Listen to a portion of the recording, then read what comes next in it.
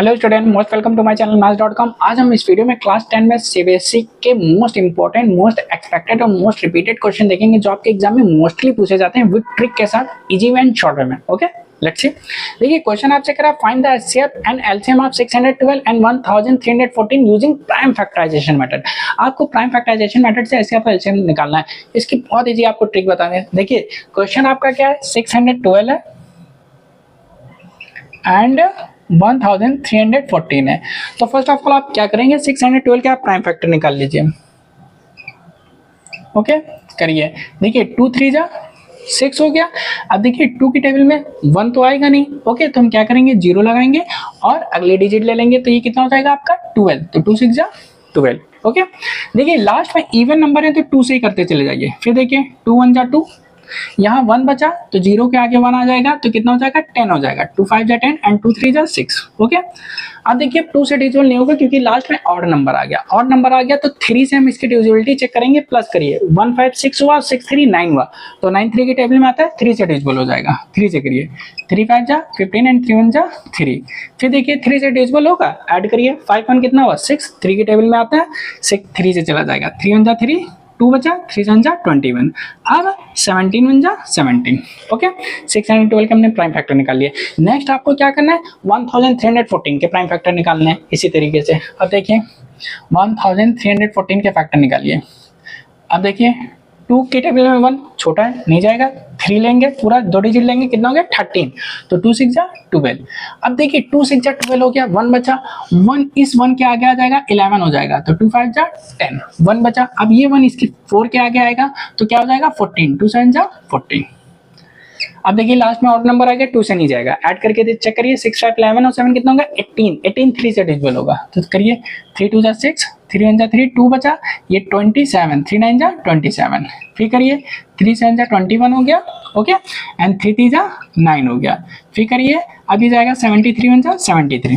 Okay क्योंकि ये prime factor है। ओके ये किसी टेबल में नहीं आते हैं, 17 है 73 है, प्राइम फैक्टर है। ओके तो प्राइम फैक्टर जो होते हैं वो या तो 1 से डिविजिबल होंगे या खुद अपने से। तो 73 1 जा 73 हो गया। अब इसके बाद आपको क्या करना है, 612 के फैक्टर लिखिए। देखिए 2 कितने टाइम्स है, 2 टाइम्स है, जैसे बता रहे हैं वैसे लिखेंगे। मल्टीप्लाई 3 कितने टाइम्स है, 2 टाइम्स है।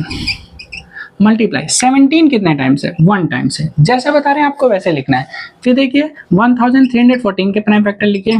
2 कितने टाइम्स है, 1 टाइम्स है, लिखिएगा 1 टाइम्स है। फिर 3 कितने टाइम्स है, 2 टाइम्स है। 73 कितने टाइम्स है, 1 टाइम्स है। ओके अब आप फर्स्ट हम क्या निकालते हैं, एचसीएफ निकालते हैं।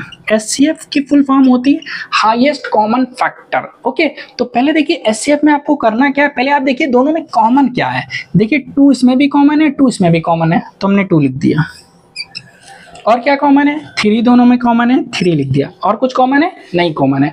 अब हमें देखना है कि पावर कौन सी लेंगे, 2 लेंगे या 1 लेंगे। तो सिंपल याद रखिएगा HCF होता है हाईएस्ट कॉमन फैक्टर। हाईएस्ट ना तो इसका अपोजिट है लोएस्ट आप लेंगे पावर।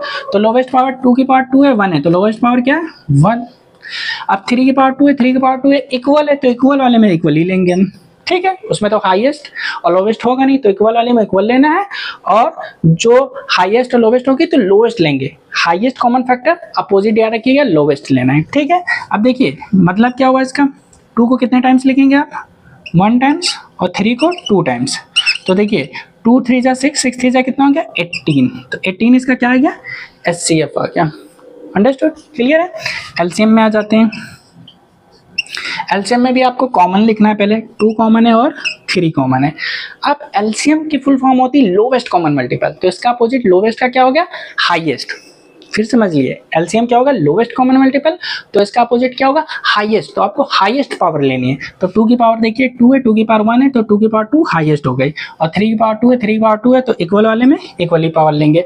अब एलसीएम में आपको ये भी याद रखना है कि जो आपके नंबर बच रहे हैं, जैसे 17 बच रहा है और 73 बच रहा है तो वो भी आप लिखेंगे इंटू 17 इंटू 73।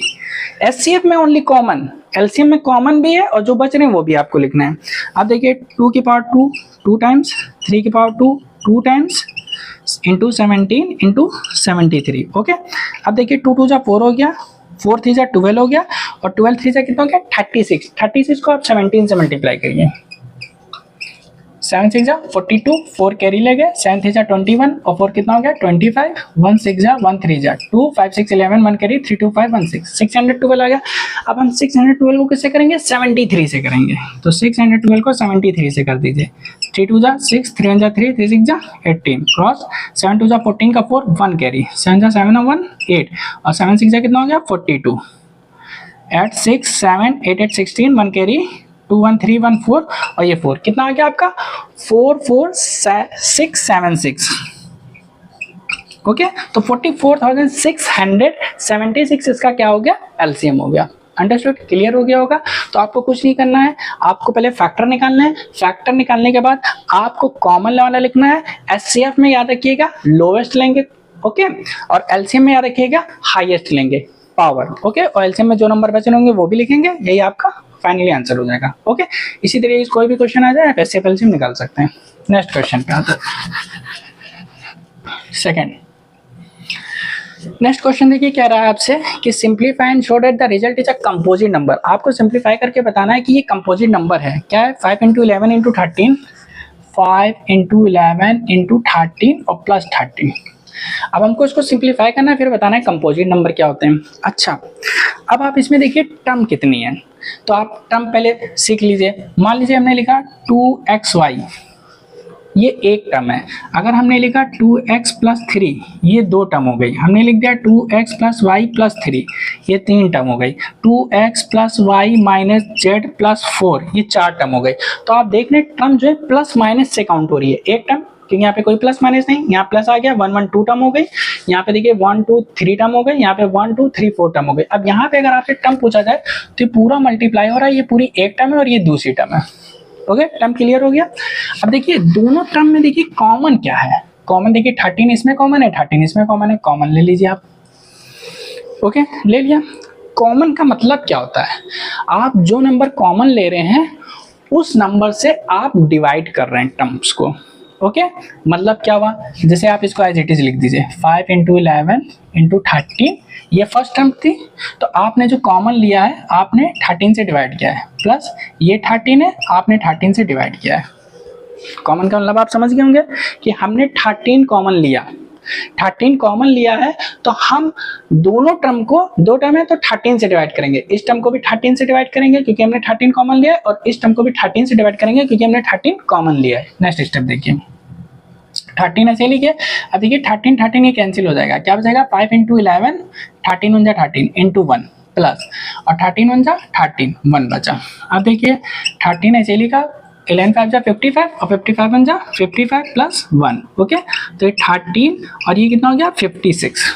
ओके, अब ये दो नंबर, एक 13 एक 56 है, इन दोनों के बीच में कोई सिंबल नहीं है, तो कौन सा सिंबल होगा, बहुत लोग कंफ्यूज होते हैं। मान लीजिए 7 + 5 लिखा है, 7 - 5 लिखा है और 7.5 लिखा हुआ है, कोई सिंबल नहीं है। अगर दो नंबरों के बीच में कोई सिंबल नहीं है तो मल्टीप्लाई होता है, याद रखिएगा।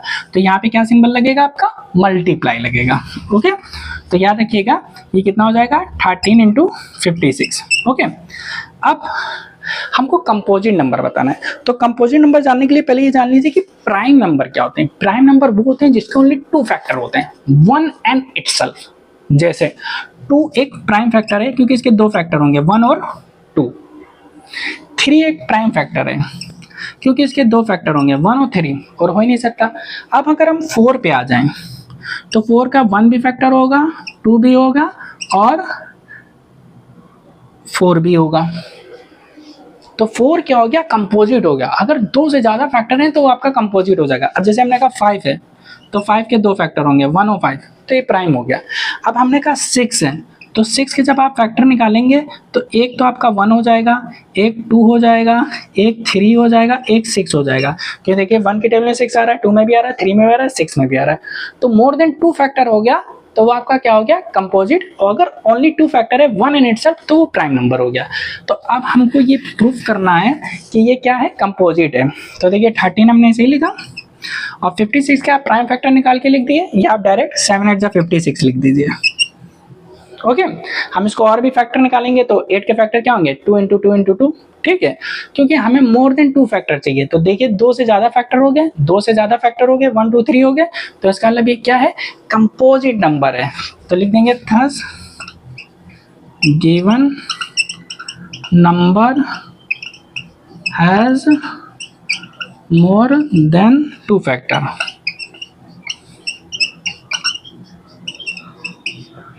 Okay, hence it is a composite number. ये आपका आंसर हो गया। अंडरस्टूड। मोस्ट इंपॉर्टेंट क्वेश्चन है, एग्जाम में मोस्टली पूछा जाता है और बहुत इजी मेथड से बताया। इस तरह की क्वेश्चन है तो आप यही मेथड अप्लाई करिए और सॉल्व हो जाएगा। और इसकी हमने एक प्लेलिस्ट बनाई है, प्लेलिस्ट में जाइए, सारे इंपॉर्टेंट क्वेश्चन की प्रैक्टिस करिए जो आपके एग्जाम में मोस्टली पूछे जाते हैं, वो ट्रिक के साथ बताएं। नेक्स्ट वीडियो में और भी इंपॉर्टेंट क्वेश्चन सॉल्व करेंगे। नेक्स्ट वीडियो देखने के लिए maths.com को सब्सक्राइब करें, press bell icon for videos. Thank you, bye.